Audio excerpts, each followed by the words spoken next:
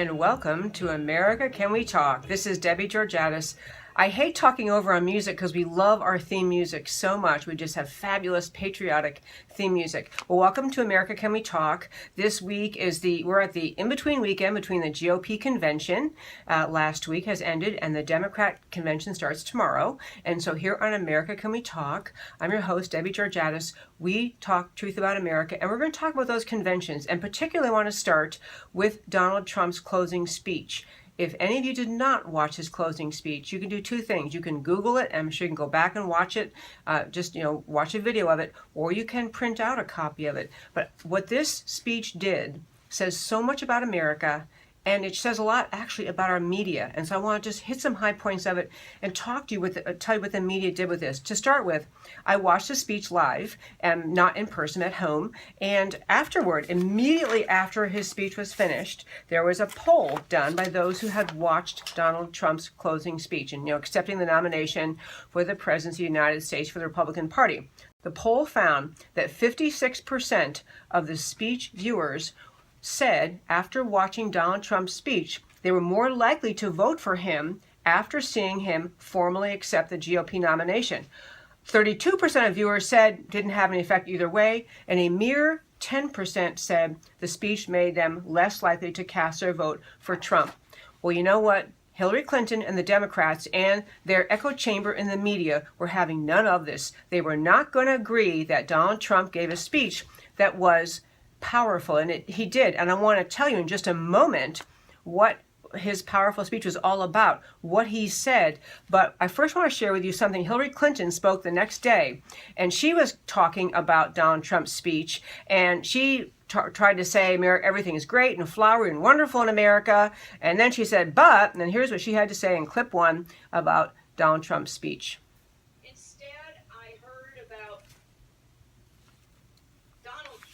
Dark and divisive vision. Last night's speech took it to a whole new level. He offered a lot of fear and anger and resentment. I'll tell you, Hillary Clinton, we're going to have another segment coming up shortly, or actually in the next 15 minutes, but this depiction of Donald Trump's speech as dark was picked up by the media, and I will share with you later by how many sources. They got the code word from Hillary. You have to call Donald Trump's speech dark. You have to say dark, dark, dark, dark. I mean, I'm telling you, dozens of media outlets. President Obama weighed in, complained about Donald Trump's speech. And I'm going to tell you why his speech resonated with so many voters. Because Donald Trump says the hard things. He says things that few politicians say.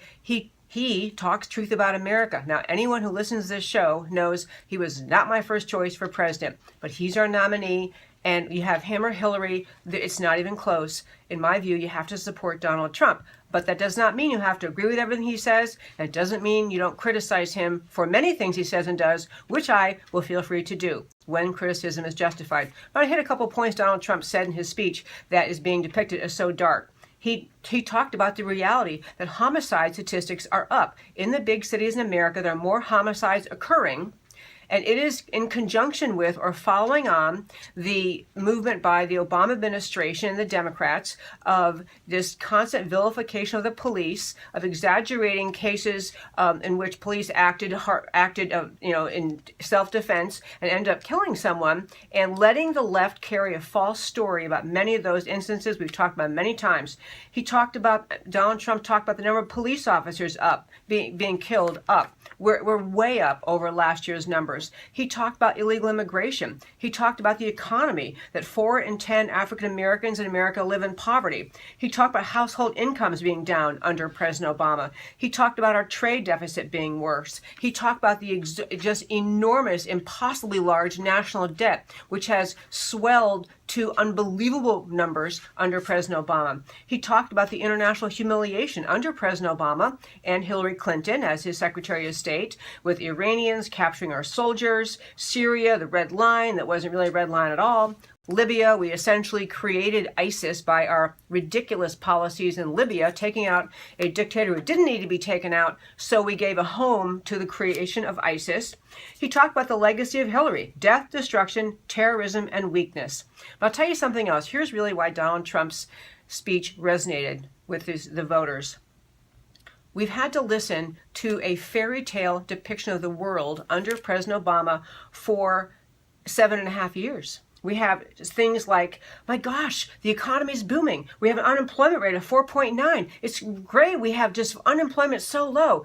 And people think, yeah, but I know the real world. I look around and college kids are living at home with their parents. Kids get out of college, they can't find jobs. And that's because the real truth is the labor force participation rate, the real number that talks about employment, is a horribly low level. We have fewer Americans as a percentage who are able-bodied working. And we come back after the break. I'm going to talk a little more about what Donald Trump had to say, and I will praise him for a lot of his speech about talking truth, and then I'll talk about some things he should have said, and then I'll talk about some really rotten things he did the next day. Don't go away.